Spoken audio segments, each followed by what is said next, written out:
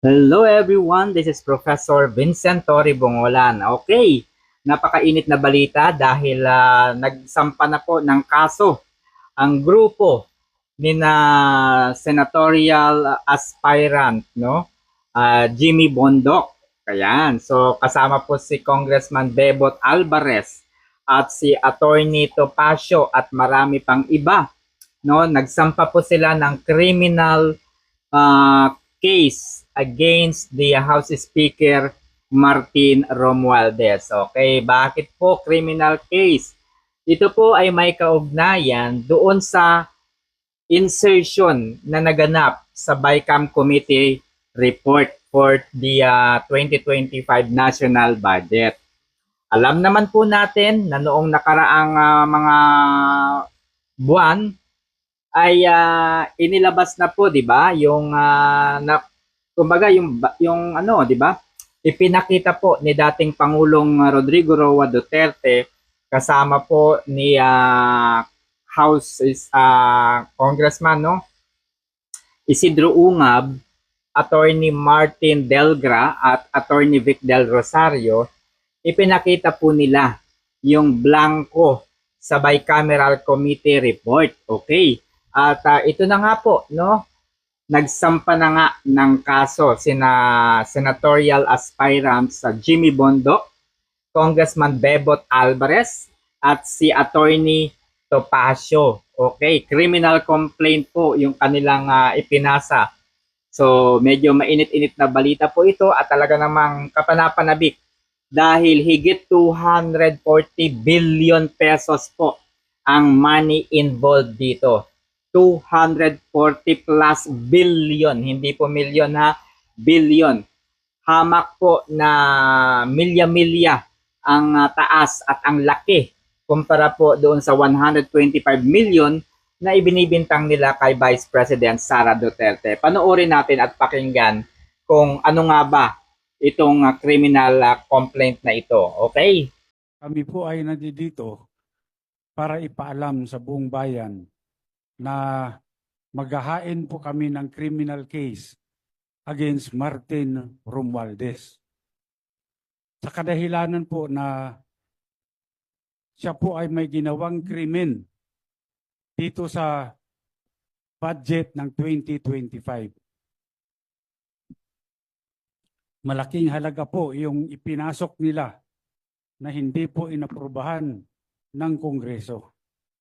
Hindi po ito ang napagkasunduan sa Bicameral Committee at nagulat na lang kami lahat nung makita namin kung bakit yung pong in-email sa amin na Bicam report, may mga blanco po rito.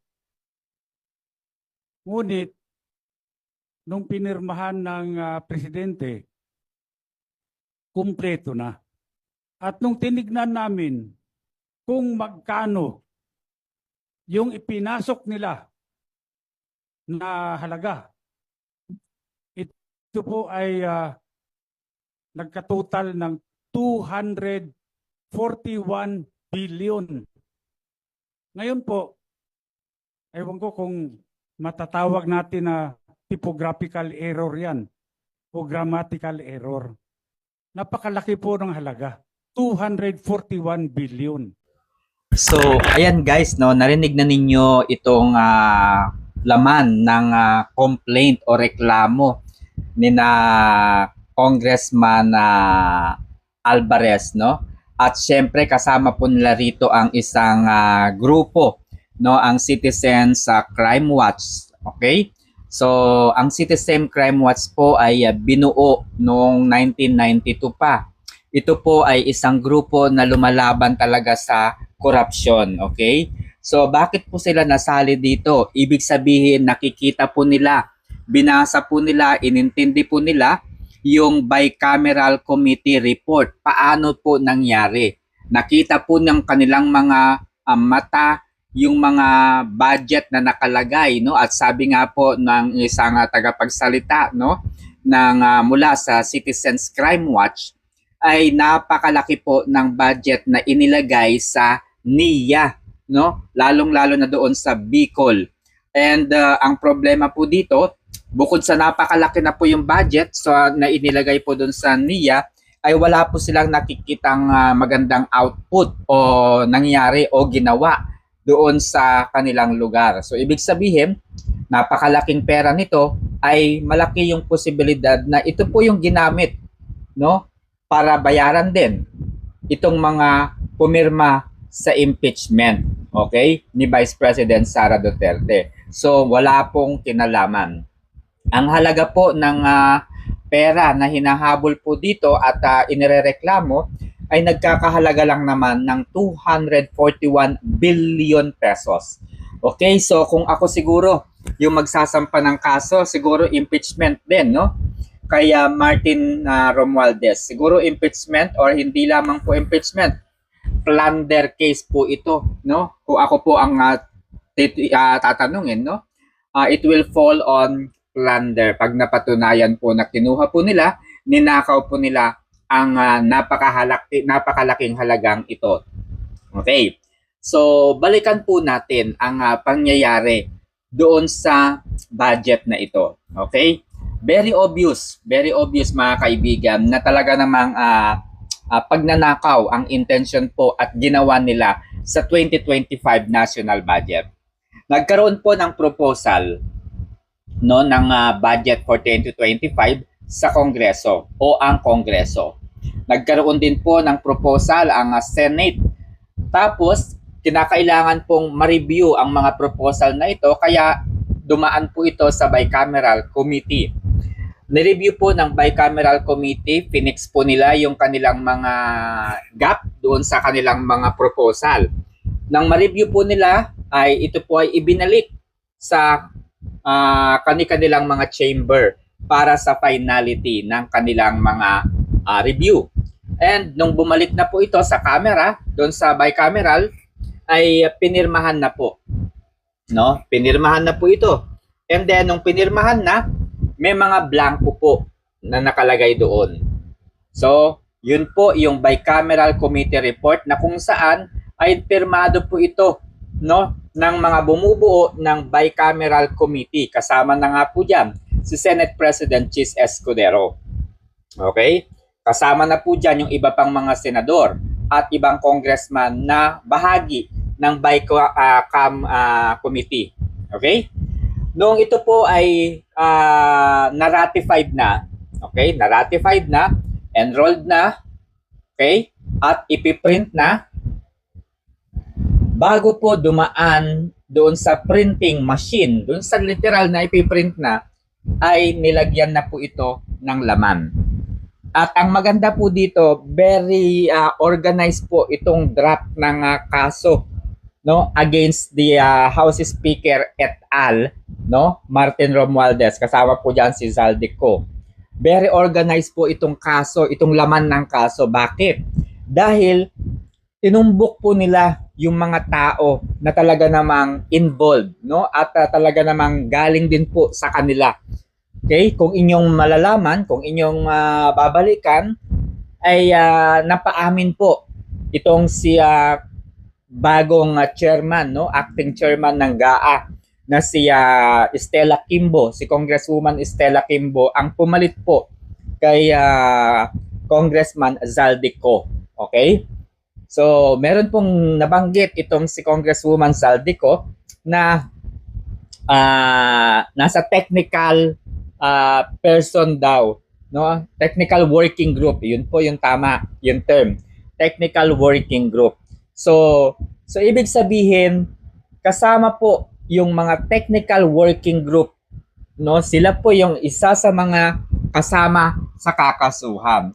Dahil sila po yung malaki yung probability na naglagay ng mga figures doon sa blanco.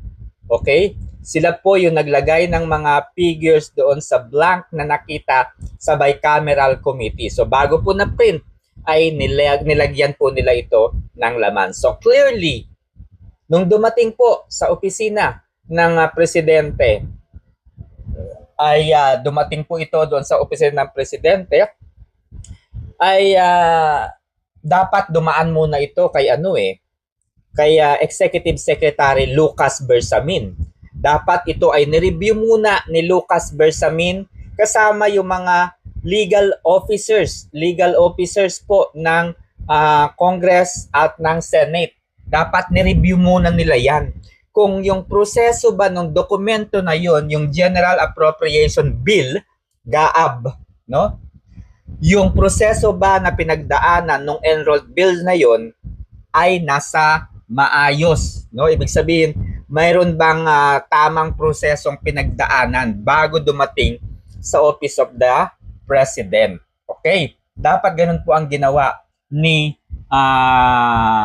Executive Secretary Lucas Bersamin. Pero hindi ko alam kung kasama ba si Lucas Bersamin doon sa kakasuhan. Okay? So, ang alam ko lang, ang kakasuhan po ay ang House of Representatives na si House Speaker Martin Romualdez at ang Technical Working Group. Kasama po si Zaldico. Nalimutan ko yung isang pangalan ng isa sa kakasuhan, no? So, ayun po. Yung dumating na po sa opisina ni Lucas Bersamin, pinirmahan na nga po ni President Ferdinand Romualdez Bongbong Marcos Jr. yung 2025 na budget. Okay. So, yun po yung idinedeklara po nila. Yun po yung nire-request po nila na kumbaga for prayers na sana ay makita ito at panigan ng korte. Very clear, okay? Very clear na mayroong pandarambong na o kaya paglapastangan sa budget ng taong bayan. Budget po yan ng tao.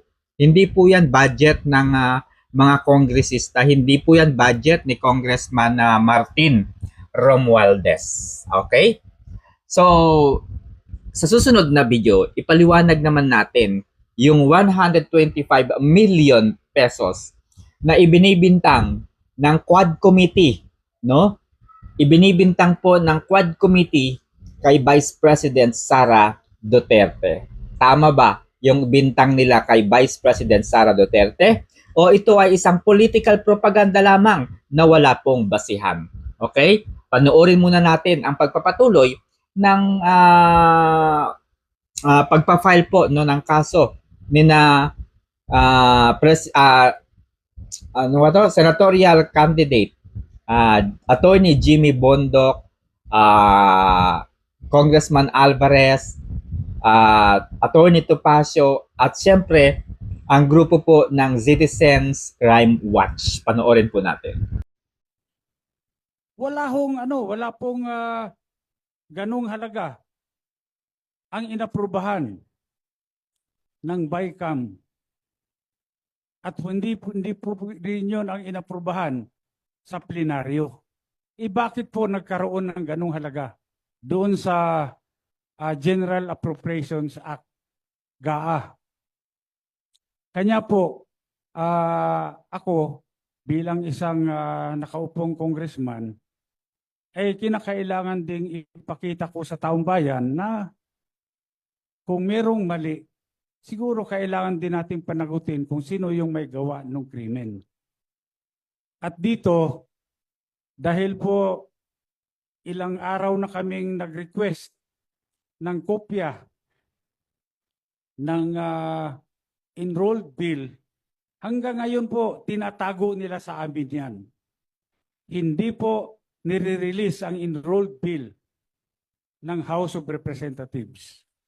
Ako nagpapasalamat sa lahat na kayo po ay nandito ngayon at upang malaman po, tulungan nyo kami para malaman ng sambayanan kung ano pong mga kalukuhan ang ginagawa dyan sa Kongreso. Well, tama po yung sinabi ni former Speaker Bebot Alvarez. No? Kasi maliwanag naman na dapat yung Bicameral Conference Committee report ay i-approve yan ng House at i-approve din yan ng Senate. Maraming blanco doon sa lumabas na mga dokumento. So, may narinig ako na statement, hindi ako nagkakamali, ay galing kay Congresswoman Kimbo.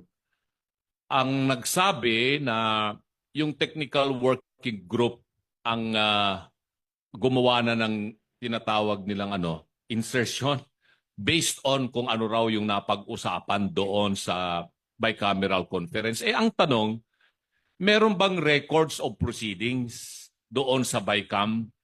Wala eh. Meron bang journal of proceedings? Wala silang maipakita. So, dito siguro ay kailangang maimbestigahang mabuti itong mga members ng technical working group. Technical working group sa Senado, technical working group sa Kongreso, at sino-sino itong mga membro ng technical working group.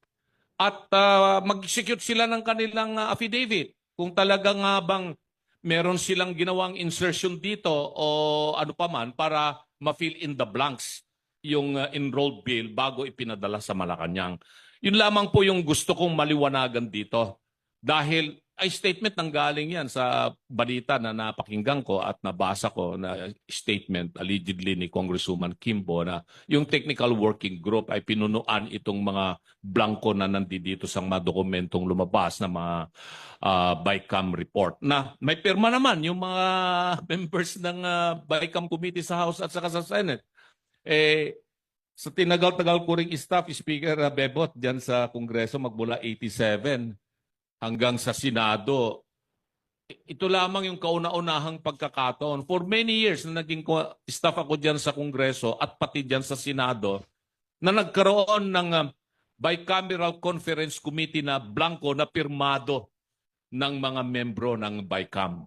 At kung ito rin ay sinabmit nila doon sa plenary session para i-approvean nila, asan nga yung enrolled bill? Sabi nga ni Speaker Bibot, wala pa hanggang ngayon. Sa akin, yun ang aking pinagdududa na bakit nagkaroon ng ganon na mga insertions. Yun lamang po. Former Speaker, ano po yung particular na kaso na isasampa? Alright, so balikan natin ang nangyari doon sa 125 million pesos na ibinibintang po nila kay Vice President Sara Duterte. Okay. Ilang buwan po nilang pinag-usapan sa Kongreso ang budget ng Office of the Vice President. Ilang buwan? Almost 8 months po nilang pinag-usapan ito. Wala pong laman ang Kongreso, wala pong binanggit, wala po silang ibang ginawa, no, ang Quad Committee, kundi ang 125 million pesos na budget ng OBP. Okay, yung Confidential and Intelligence Fund. Ginawa po nila ito kahit na labag po sa rulings, labag po sa karapatan ng Commission on Audit. Wala pong karapatan ang Kongreso na busisiin ang budget na ito. Ang may karapatan lamang po ay ang Commission on Audit. Okay? Bilang isang auditing body.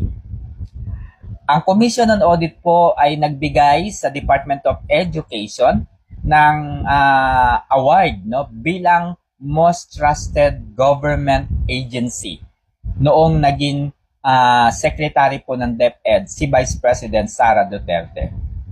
So, ang pinag-usapan nila ay tungkol sa 125 million pesos na di umano ay ginastos ni Vice President Sara Duterte sa loob ng 11 days.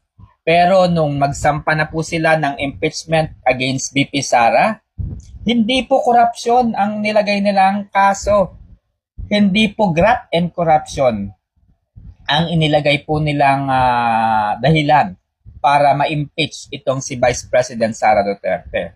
Kundi betrayal of public trust. So, malayong-malayo. Bakit kaya malayong-malayo? Bakit hindi kaya plunder? Bakit kaya hindi graft and corruption case? Bakit betrayal of public trust? No? Dahil wala po silang matibay na ebidensya na ninakaw, binulsa, kinurap ni Vice President Sara Duterte ang 125 million pesos ng kanyang opisina. Okay? Meron pa. Sinasabi po ng okay, ganito po yan yung nangyari, no? sinabi po ni Vice President Sara Duterte na yung budget daw na 125 million ay binigay sa kanyang opisina December. Okay?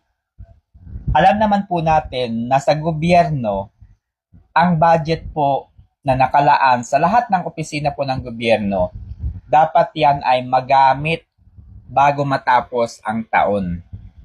So, natanggap po niya yung budget December. Ang nangyari nung matanggap po niya yung budget na yan, binayaran na lamang po niya yung mga vendors, yung mga contractors, yung mga gumawa ng kanyang mga proyekto. Okay? Ganito po yan, halimbawa. Ako po, halimbawa, ay mayroong kumpanya, printing company. Okay? Meron po akong printing company. Nalaman ko na ang Office of the Vice President ay magpiprint po ng libro. Okay? Magpiprint po ng libro. Ngayon, nagpadala ako ng bidding. Nanalo ako. Therefore, kami po yung magpiprint doon sa libro na yon. Nakalagay dun sa kontrata, 50-50. 50 muna yung ipiprint ko, 50 pieces muna. 50% muna ng libro yung ipiprint ko, and then the rest are to follow. Okay? So halimbawa, 5 million na kopya ng libro yung ipiprint ko. And then, naiprint ko na po yung 500,000 na libro. Babayaran na kaya ako ng gobyerno? Hindi pa. Ano ang sasabihin ng BP sa akin? Ipinail na namin sa DBM para mapondohan na, para ilabas na yung pondo. Kapag lumabas na, huwag kang mag-alala sir, babayaran ka na namin.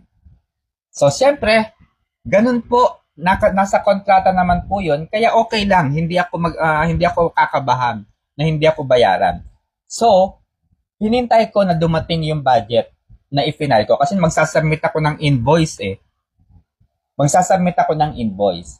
So, hihintayin ko yun na bago na dumating na yung budget. Hindi po pwedeng singilin mo yung OBP na, uy, magbayad ka na. Ang tagal na namin naibigay sa'yo yung 500 pieces ng quantity ng libro. Hindi po ganun. So, hinintay namin yun. After nung dumating na po, December, ang ginawa ni BP, ibibigay na lang, babayaran na lang niya kami. Ganun po ang naging proseso. Kaya po, naibayad kaagad yung mga pera na yan. 125 million pesos. Binayad na po doon sa mga tao, doon sa mga vendor, doon sa mga contractor na gumawa ng mga proyekto ng Office of the Vice President. So, binayaran na lang yung mga tao na yun. Hindi na po kasama, hindi na po yan yung magpapagawa pa lang ng proyekto. Ayan. Kaya po naging mabilis in just 11 days kasi invoice na lamang po yun eh. Pipirmahan na lang po na yun eh. Ilalagay ko na lang, okay, receive na po yung pera. Ganun po ang proseso ng mga budget, no, ng gobyerno. Okay? Ito pa po ang questionable. No? Ito po ang questionable.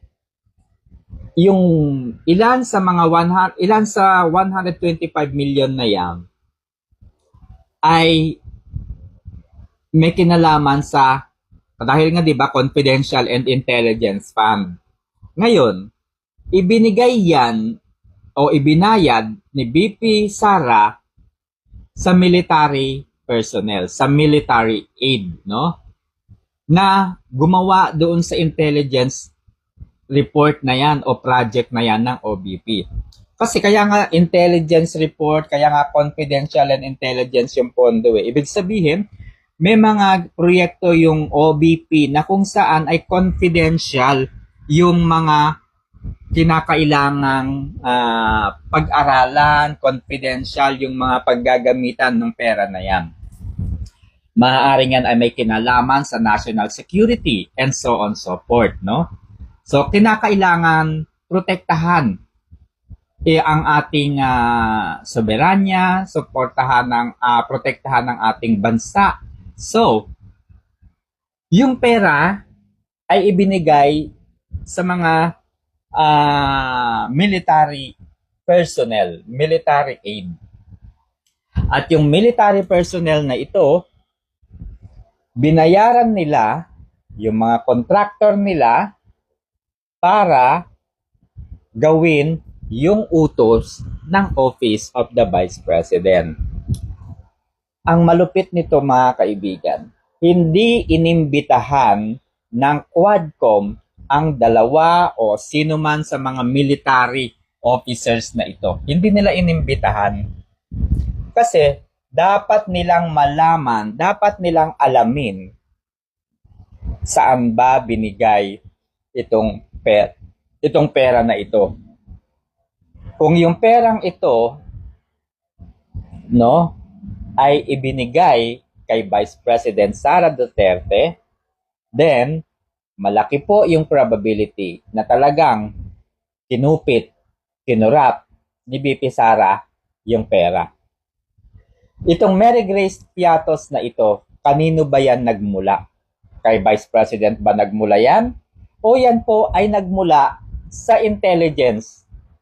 Okay? Ibinigay po dun sa military yung pera. Ngayon itong military nag-utos po, no, sa isang confidential na tao na hindi dapat malaman. So yung pinanggalingan ng Mary Grace Piatos na yan, halimbawa, kanino? Sino yung Mary Grace Piatos na yan? Kaya kinakailangan, ang tanungin nila dyan ay itong mga military personnel na ito. No? Kasi walang kinalaman si BP Sara dyan. Pero kung ang military personnel ay inimbitahan nila at sinabi na, "Hoy, ibinigay namin kay BP Sara." Walang tapos ang kwento. Pag binigay nila, wala na. Very obvious na yon. Si BP Sara talaga ang nagbulsa ng pera. Eh hindi nila inimbitahan sa Quadcom.